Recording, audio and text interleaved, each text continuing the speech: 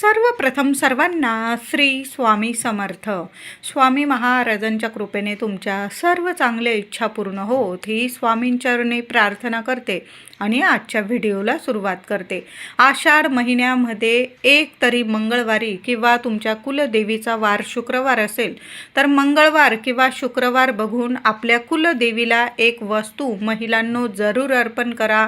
सोन्यासारखे अनुभव येतील तुम्हाला. आपली कुलदेवी जर आपल्यावर प्रसन्न असेल ना, आपल्या आयुष्यात सगळं काही सोन्यासारखं होत असतं. आपल्या मनाच्या सर्व इच्छा आपली कुलदेवी जरूर पूर्ण करत असते. तर बघा, आषाढ महिना सुरू आहे आणि वर्षातून 4 नवरात्री येत असतात. चैत्र नवरात्री, अश्विन नवरात्री, शाकंभरी नवरात्री आणि एक गुप्त नवरात्री असते, ती आषाढ महिन्यामध्ये असते. बघा, गावोगावी आषाढ महिन्यामध्ये गोड पुऱ्या, तिखट पुऱ्या, वरण भात, भाजी पोळी असा नैवेद्य आपल्या गाव देवीला सुद्धा दिला जातो. बघा, बऱ्याचशा गावांमध्ये अजून सुद्धा ही प्रथा आहे.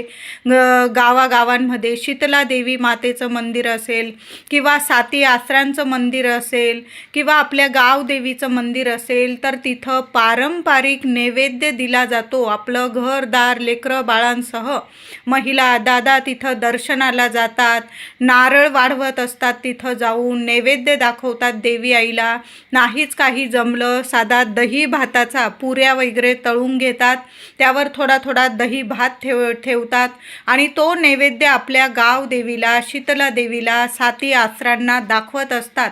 आषाढ महिन्यात ही केलेली सेवा जन्मभर पुरत असते, आपल्याला भरभरून सुख समृद्धी देते आणि आपल्या लेकरा बाळांना एक रक्षण कवच प्राप्त करून देत असते. तर आषाढ महिन्यामध्ये आता तुमचं नाहीच जाणं झालं बाहेर कुठं, तर घरातल्या घरात तरी आपल्या कुलदेवीची सेवा आवर्जून करा. आणि तुम्हाला जर जाणं होत असेल तुमचं तुमच्या गावदेवीच्या मंदिरात जवळ असेल तर तिथं जाऊन साधा दही भाताचा जरी नैवेद्य अर्पण करून आला ना महिलांनो, तरी पण बघा आपल्या गाव देवीचं एक रक्षण कवच आपल्याला प्राप्त होत असतं आणि कुठलंच संकट ती आपल्यावर फिरकू देत नाही, येऊ देत नाही. वरच्या वर सगळी संकटं दूर करत असते आणि आपल्याला सुख समृद्धी, यश, प्रगती मिळवून देत असते. मुलाबाळांना भरभरून प्रगती मिळते.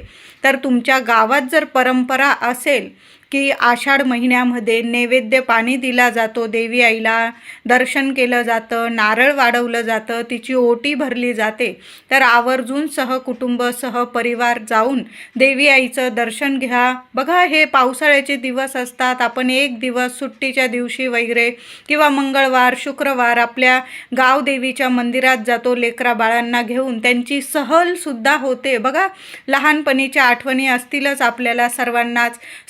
सारखं वातावरण निर्माण होतं, आपण आनंदाने तिथं जातो, देवी आईचं दर्शन घेतो, तिचा मानपान करतो, तिला नैवेद्य दाखवतो. वेगवेगळ्या दशम्या किंवा वेगवेगळ्या पुऱ्या, गोड पुऱ्या, तिखट पुऱ्या, गोड दशम्या, तिखट दशम्या असा नैवेद्य देवी आईला दाखवला जातो. नारळाचा प्रसाद अर्पण केला जातो, तिची ओटी भरली जाते खणा नारळाची, तिचा मानपान केला जातो आणि मग आपण तिथं बसून देवी आईसमोर तिथं जेवण करत असतो. सुंदर दिवस असतो. म्हणून अशी जर परंपरा तुमच्या गावात असेल तर ही परंपरा अगदी छान अशी आपल्याला करायची आहे. असा नैवेद्य देवी आईला जरूर अर्पण करा.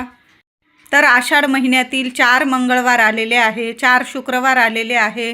तर कुठल्याही मंगळवारी शुक्रवारी तसं तर आपण महिला घरातली कुलस्त्री नेहमीच आपल्या कुलदेवीची, आपल्या मायमाऊलीची सेवा रोजच करत असते. देवी आईची अभिषेक घालून, टाक असेल, मूर्ती असेल, छान अशी अभिषेक घालून सेवा करतच असते. फोटो असेल पुसून, हार फुलं अर्पण करत असते. हळदी कुंकू अक्षता वाहून तिची सेवा करत असते. रोज साखर, गूळ, दूध, साखर किंवा जे जेवण बनवलेलं असेल त्याचा नैवेद्य दाखवते आपल्या देवांना. तर आपण रोजच सेवा करतो. पण हे 4 नवरात्री असतात ना वर्षातल्या, त्या खूप महत्त्वाच्या असतात आणि ती आषाढ महिन्यातील गुप्त नवरात्री असते.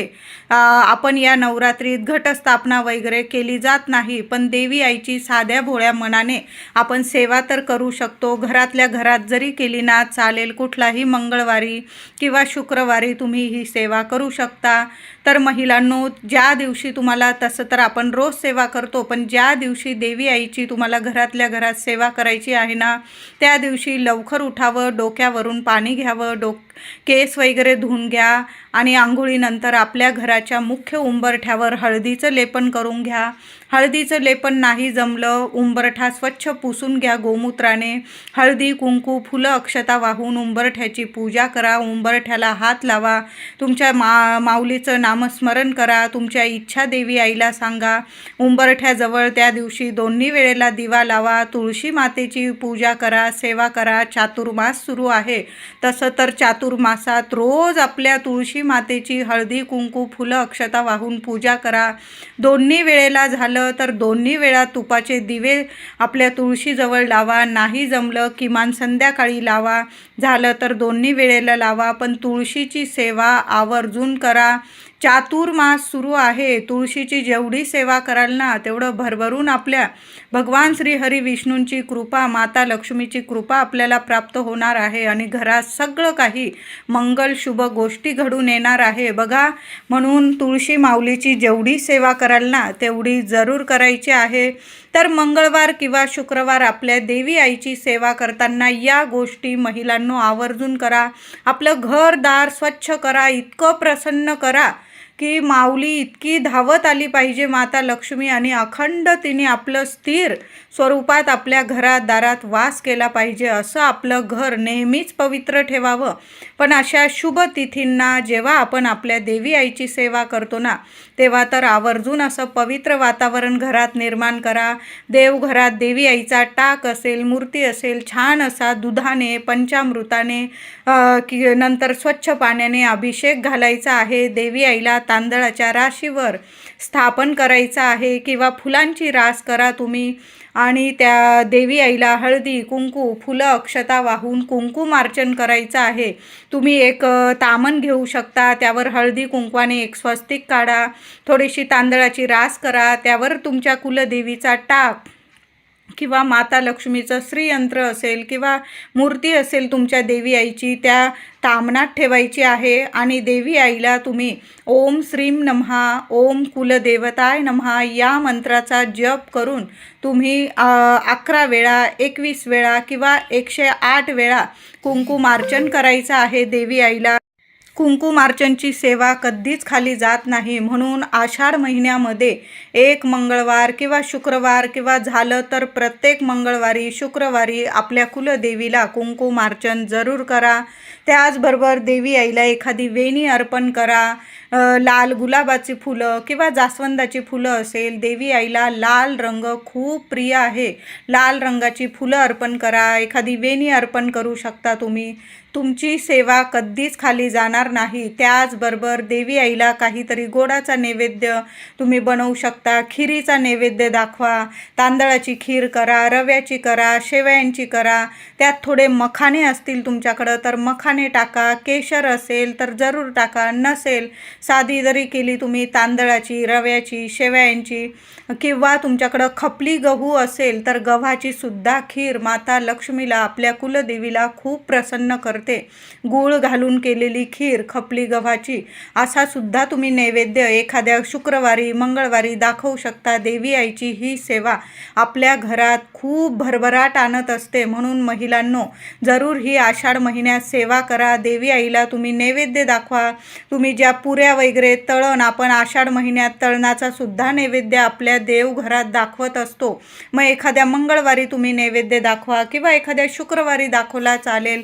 गोड पुऱ्या, तिखट पुऱ्या, जो तुम्ही वरण भात, भाजी पोळी नैवेद्य बनवलेला असेल. काही ठिकाणी गोड दशम्या, तिखट दशम्या असा नैवेद्य बनवला जातो. जो नैवेद्य तुम्ही आषाढात तुम्ही बनवत असाल आणि दाखवत असाल तो नैवेद्य जरूर दाखवायचा आहे.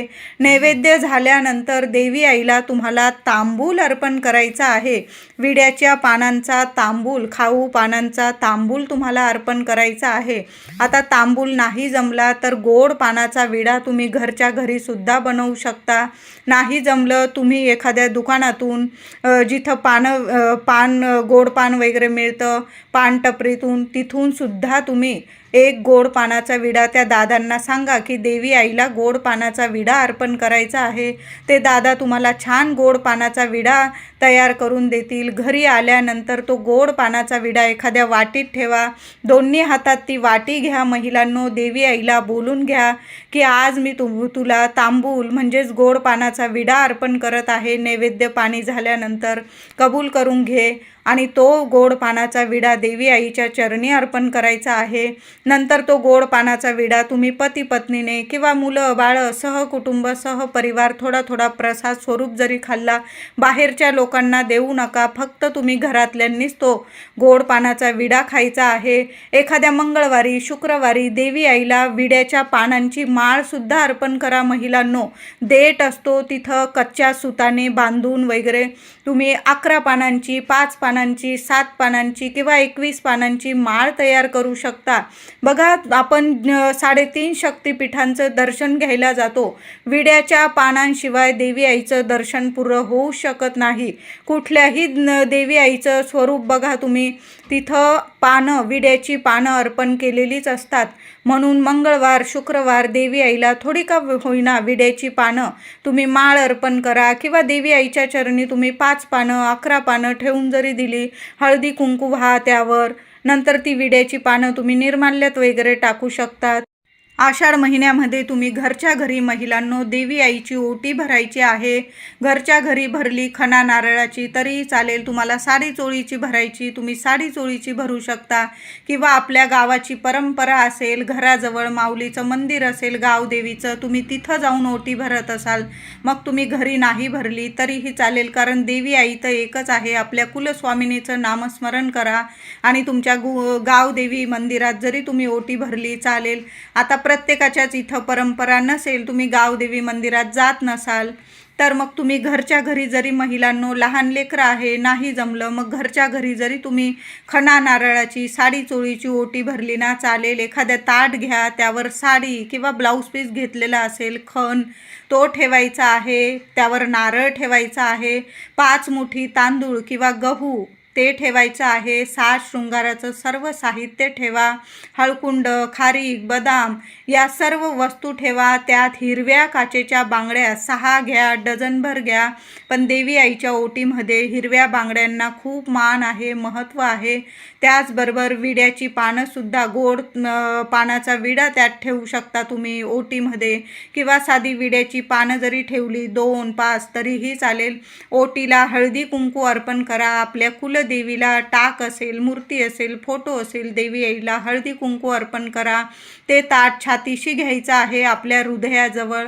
देवी आईला बोलून घ्या की मी गुप्त नवरात्रीत सुद्धा तुझी देवी आई साध्या भोळ्या मनाने ओटी भरत आहे.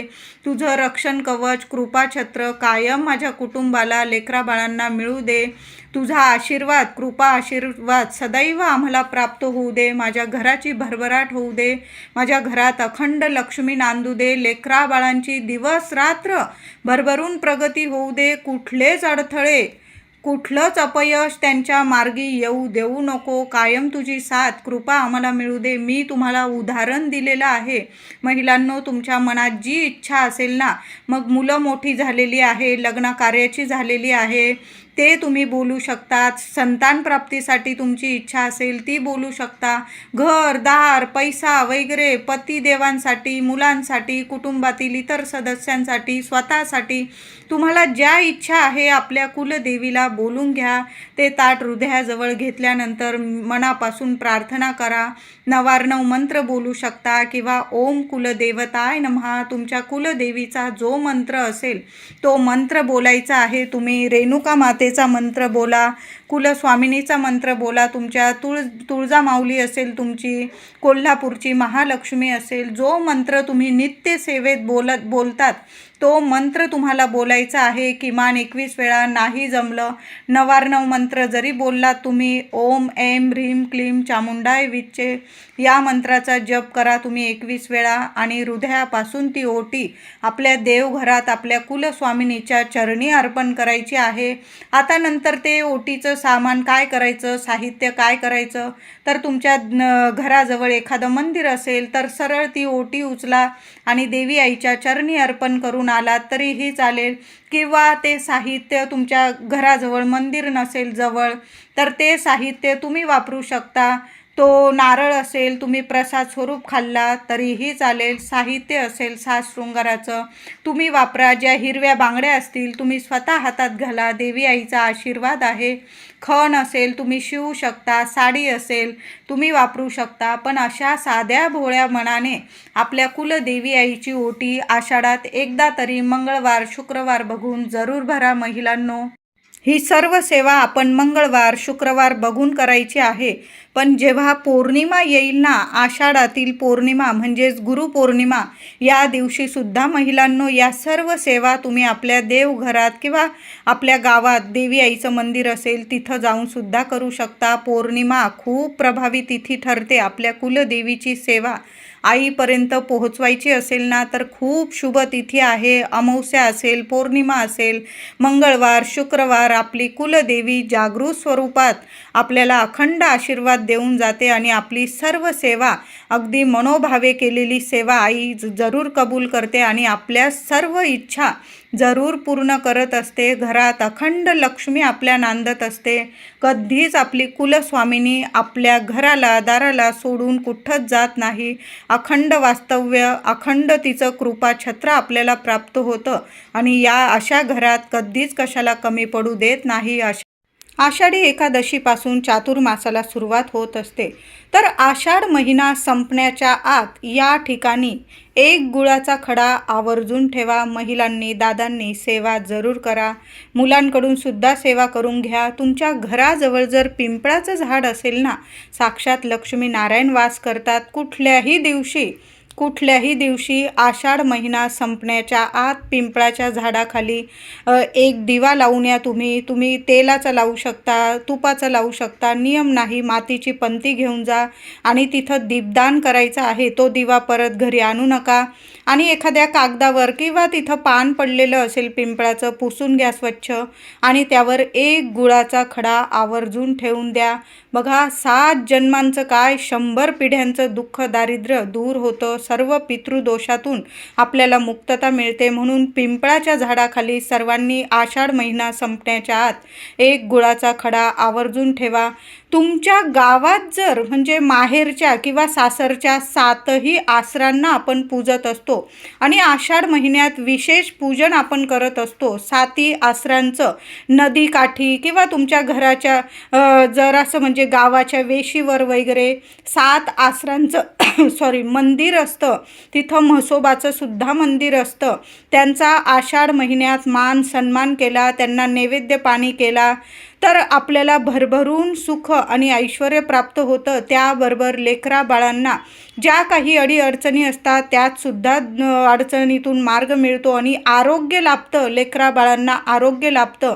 म्हणून 7ही आसरांचं मंदिर असेल तर तुम्ही नैवेद्य पाणी करू शकता किंवा लांब आहे साधा एक गुळाचा खडा जरी तिथं नैवेद्य ठेवून आला, नमस्कार करून आला तरीही चालेल. पण 7ही आसरांना एक गुळाचा खडा जरूर नैवेद्यात ठेवण्या, नमस्कार करा. सहकुटुंब सहपरिवार जाऊन ही सेवा करा. लांब आहे, माझ्या महिला दादांनी ही सेवा केली चालेल.